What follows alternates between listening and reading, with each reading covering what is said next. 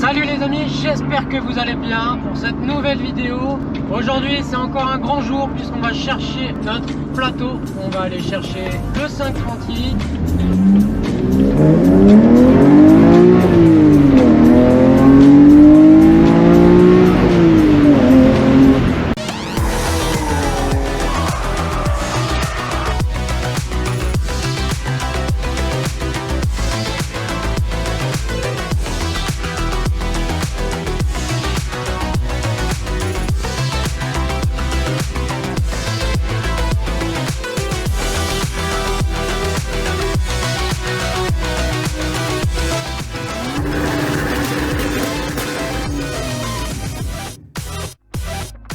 Changement d'ambiance les amis, du coup on se retrouve à bord du 530i et on se dirige du coup vers le magasin où je vais acheter le plateau. Donc il s'agit de Remorque Center, on se dirige vers là-bas et on va chercher ce plateau. J'ai pris des sangles en 3 points, un antivol et une roue de secours puisque t'en as pas de livret d'origine avec la remorque. Donc il m'a rajouté ça en accessoire et puis on va s'avancer pour atteler le plateau.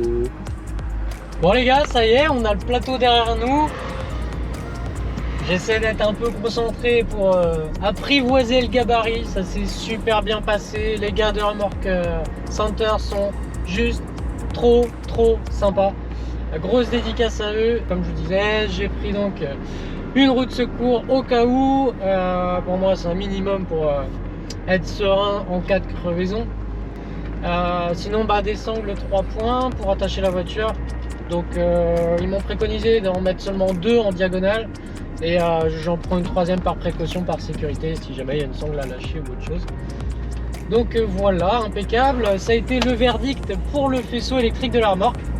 Et du coup, c'est une réussite totale. J'avais pas eu l'occasion de tester la prise de l'attelage jusqu'à maintenant.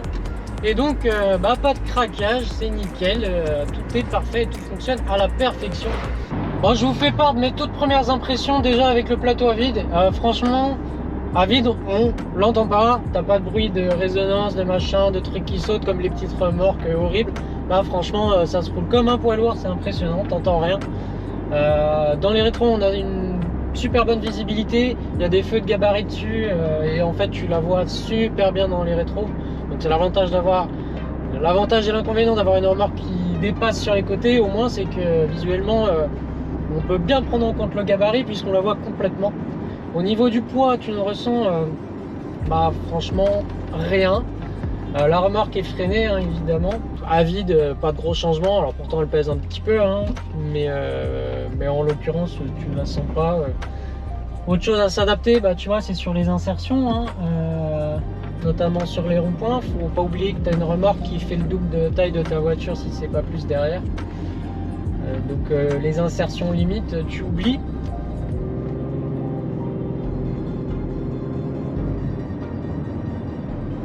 La boîte se débrouille bien, elle a l'air de bien s'adapter. Les passages de rapport, il n'y a pas de gros changements, mais on sent qu'elle s'adapte à la charge un petit peu. C'est plutôt bien. Et pour info, on fera une vidange de boîte, histoire d'être vraiment tranquille et d'éviter des soucis. Je t'en referai pas, on en reparlera, il y aura sûrement une vidéo dédiée dans les règles de l'art avec changement du filtre, du carter, de la crépine, des joints, tout ça.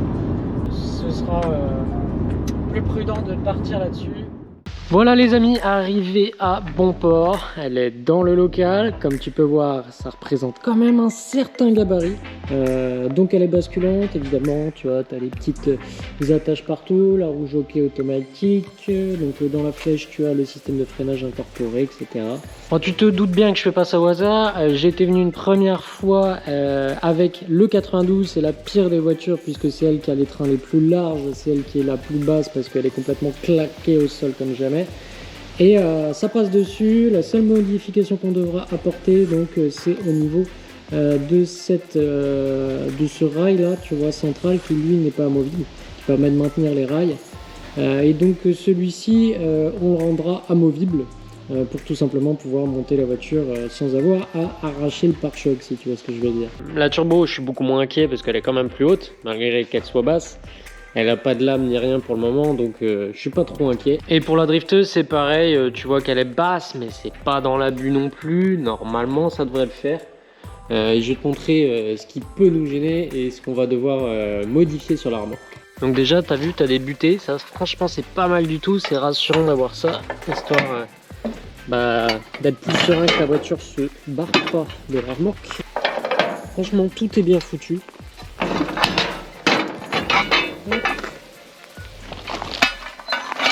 Tac. Et après, donc les rampes, petite goupille ici, petite goupille là.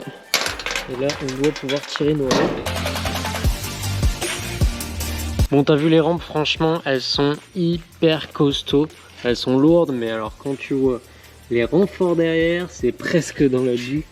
Bon, quelque part tant mieux, mais tu peux faire monter du très très gros. Alors la partie qu'on va devoir modifier, tu vois, c'est ça. Forcément, ça tombe pile poil aux endroits où les pare-chocs sont les plus bas. Et pile poil au moment où tu viens faire la montée de la voiture.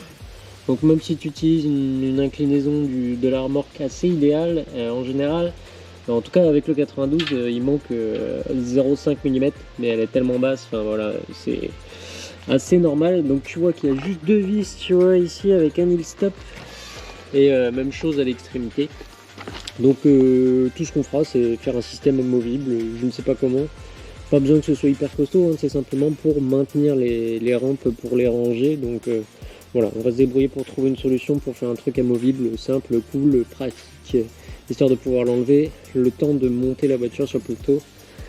On va voir comment on fait, mais il y a moyen de moyenner quelque chose. Bon, ce que je te propose du coup, c'est d'essayer de monter notre drifteuse sur le plateau pour essayer, voir si avec elle ça passe sans faire de modification sur le plateau ou pas. On va voir ça tout de suite.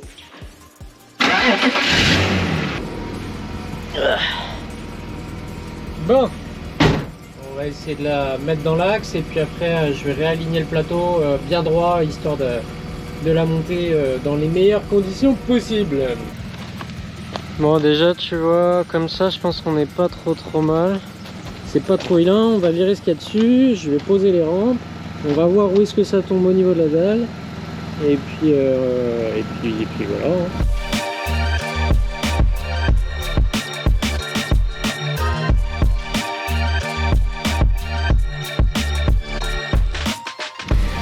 Alors, les goupilles, tac, si j'y arrive. Ah. Ouais, leur truc là par contre, c'est pas terrible. Hop. Bon, c'est bon, au moins tu perds pas tes goupilles, mais on fera peut-être quelque chose de mieux que ça. Hop. Alors là, il y a des vérins, normalement. On va voir comment elle bascule, c'est pas trop violent. Tac. Donc je vais aller chercher une cale de bois. On va voir si c'est suffisant. Tac. Donc il faudra qu'on s'équipe de quelques cales. Donc là tu vois, j'ai mis 2 cales. Et là franchement ça me plaît.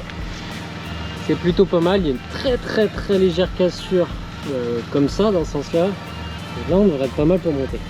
On va tenter comme ça. On va y aller tout doucement. Hop, je vais la présenter juste. Ouh. Ah, il n'y a déjà pas beaucoup de marge, hein. Mais ça va le faire. Ça va être juste du jeans, mais ça va le faire. Vis-à-vis du pare-choc, là, ça va passer. Il va falloir se méfier, tu vois, à ce niveau-là. Donc, on va y aller vraiment tout doucement. Et puis, à ce niveau-là aussi.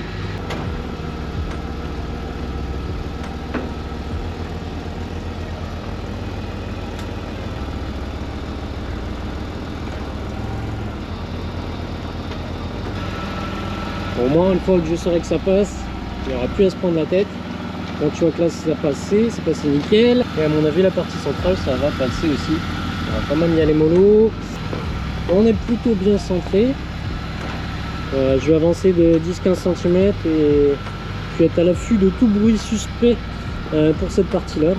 Bon, je te laisse en surveillant.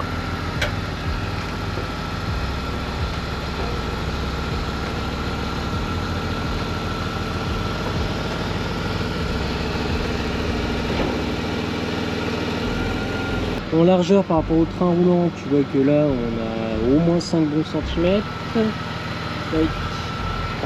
Et de l'autre côté, ouais, c'est assez similaire. Donc, je me suis pas trop mal débrouillé pour la centrer.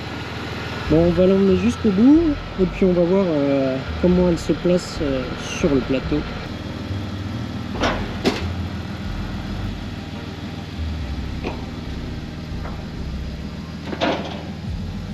Bon là je suppose que tu as vu le fail en direct, ça a tapé et sous la voiture. Ouais, c'est le problème d'avoir des pièces super basses. Deux solutions, soit on met un peu moins de cale pour avoir vraiment quelque chose de vraiment plan au niveau du plateau. Autre solution, bah, c'est de rendre celui-là tout de suite amovible, comme ça on ne prend plus la tête. De toute façon il faudra le faire après. C'est un peu s'amuser pour rien, mais j'étais curieux de savoir si on arriverait à poser cette petite bête malgré ça. J'ai mis des cales un petit peu plus fines pour la deuxième épaisseur. Et là tu peux voir qu'on a une inclinaison plutôt parfaite. J'ai l'impression qu'on est vraiment plan. Bon, allez, on va tenter. On retente comme ça, c'est parti.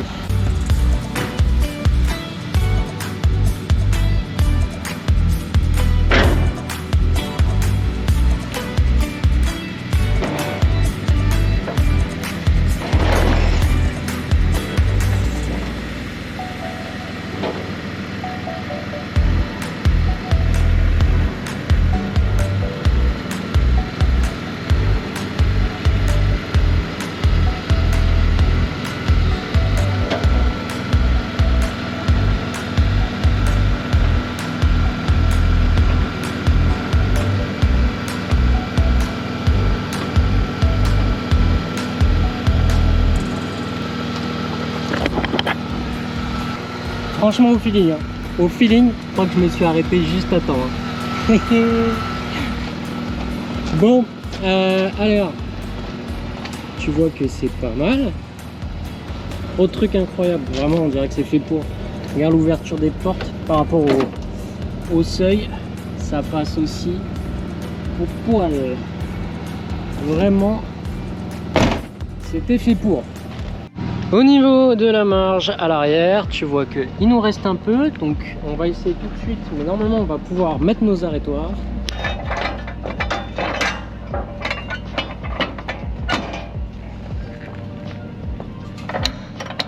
Et de toute façon elle sera sanglée, ça c'est plus vraiment de la sécurité secondaire, justement si tu as toutes les sangles à lâcher, admettons, je vais mettre une poisse de malade, mais c'est quand même très rassurant d'avoir ça.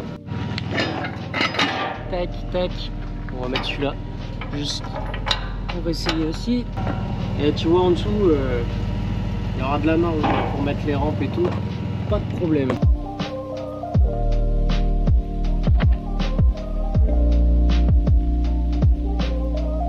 Du côté de l'habitacle, on va refermer la vitre. En tout cas, au moins un petit peu. Et ce que je vais faire, donc elle est bien en position parking. Je vais tirer le frein à main hydraulique. Voilà, comme un gogol. Donc j'ai plus de frein à main d'origine, mais par contre j'ai l'énorme avantage d'avoir le frein à main hydraulique qui peut se verrouiller comme un frein de parking classique. Donc là tu vois, pour le roulage c'est super.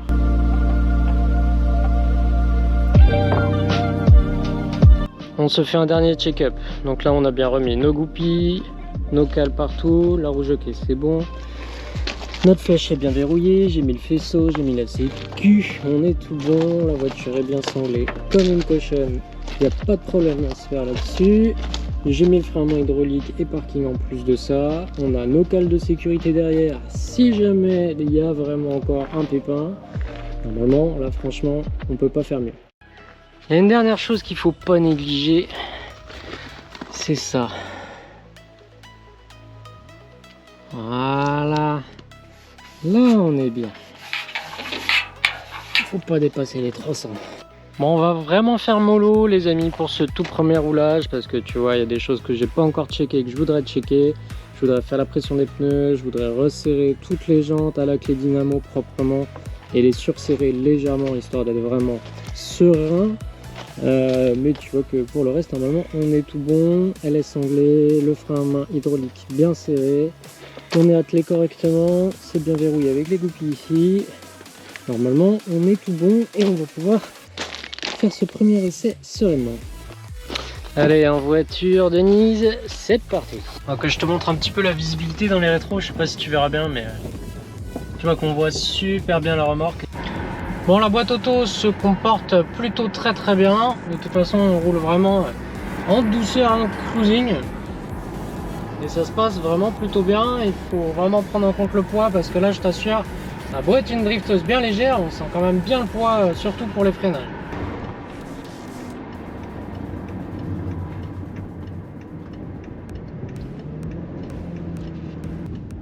On va prendre par là. Là c'est encore de la petite route défoncée. Alors tu regardes, là on a de l'espace, c'est impeccable. On va s'arrêter ici, on va faire un petit contrôle. Hop, voilà. Et comme ça on va faire le tour de la voiture. Voir si rien n'a bougé. Bon, visiblement elle s'est avancée un tout petit peu. Mais vraiment un tout petit peu, il y a de la marge. Et ça va pas toucher. On va pouvoir, tu vois, retendre un petit peu les sangles. Même chose ici, on va redonner un petit coup de serrage. Bon, ça m'étonne pas que ça bouge. D'où l'importance de faire un petit check-up après avoir roulé un peu. Tac, tac, tac. Nickel. Allez, on est reparti. Alors, en plus, là, on a une magnifique côte. On va voir un petit peu comment ça se débrouille.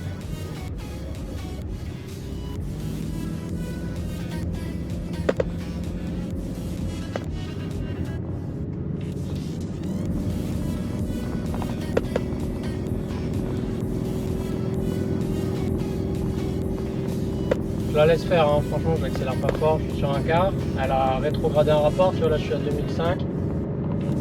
J'en ai encore sous le pied, tu vois, si j'accélère il n'y a pas de souci.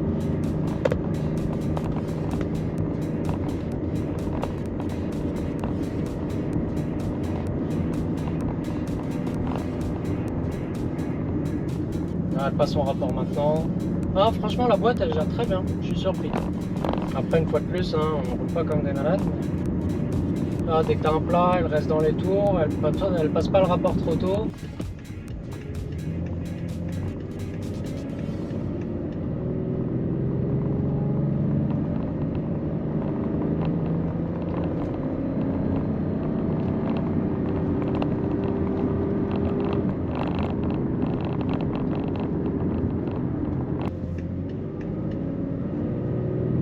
Voilà, j'essaie d'accélérer un peu plus fort.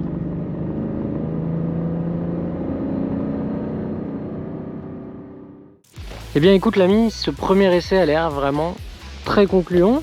La voiture a pas bougé d'un iota, vraiment, c'est impeccable, ça n'a pas tapé. On a vu à un moment donné quand les sangles s'étaient détendues qu'elles s'étaient très légèrement rapprochées, mais vraiment que dalle. Là tu vois, les sangles sont bien tendues, pas de souci. De toute façon il faudra un peu de temps qu'on apprivoise tout ça. Mais ça a l'air d'être pas mal du tout. Donc là tu vois, ça frotte sur le bas de caisse, on mettra peut-être des petites mousses, on trouvera de toute façon. On aura tout le temps de trouver des petites améliorations à droite et à gauche, mais bah, ma foi c'est plutôt prometteur. Qu'est-ce que t'en dis? Au niveau de l'arrière, tu vois, la sangle est à nouveau aussi bien tendue. Et tu vois qu'elle passe bien sur le milieu du pneu, il n'y a pas de souci, ça n'a pas bougé non plus d'un iota. Ah, là ça nous a débraqué le bas de caisse. Je sais pas comment on a fait. Voilà, comme neuf. Ça n'a pas bougé. On n'a rien vu.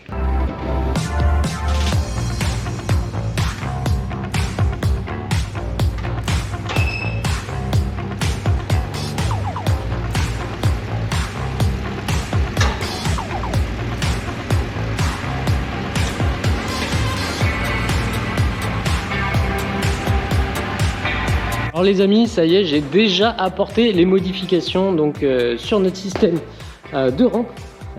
J'ai simplement remplacé la visserie d'origine.